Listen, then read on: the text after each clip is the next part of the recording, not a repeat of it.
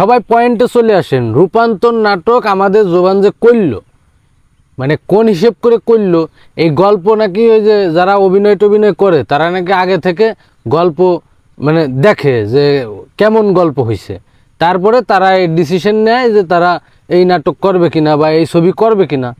তা জোবান অবশ্যই এরকম কিছু করছে, করার পরে সে কিভাবে এরকম একটা নাটকে অভিনয় করছে। মিডিয়া জগতের মানুষের চরিত্র যে এত জঘন্য সেটা আর বলার কোনো অপেক্ষা রাখে না। মানে টাহার জন্যই সাকিব আল হাসান সে মনে করেন যে বিজ্ঞাপন করে বেড়ায়, ঠিক আছে, খেলা টেলা ফেলাই দিয়ে, কাম কাজ ফেলাই দিয়ে বিজ্ঞাপন করে বেড়ায়, শোরুম উদ্বোধন করে বেড়ায়।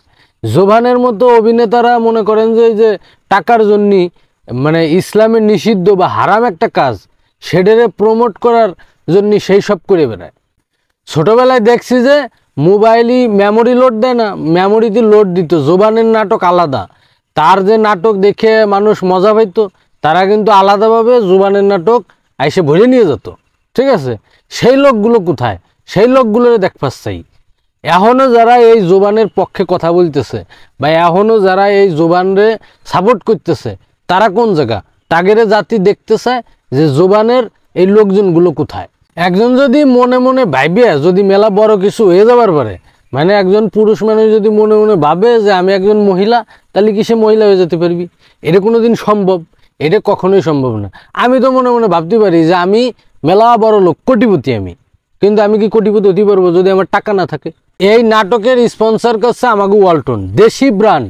আমরা দেশি ব্র্যান্ড বলে জানি, আমরা বিদেশি ব্র্যান্ডকে বর্জন করে দেশি ব্র্যান্ড কেনার চেষ্টা করতেছি, নিজেরা প্রমোট করে দিচ্ছি।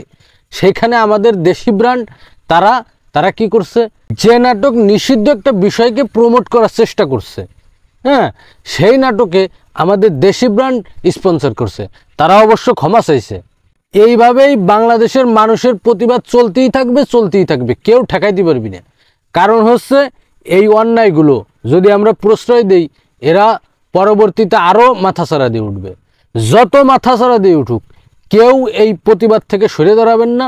সবাই প্রতিবাদ অবরত রাখুন, মানে মোট কথা এদেরকে দাঁড়াইতে দেওয়া যাবে না।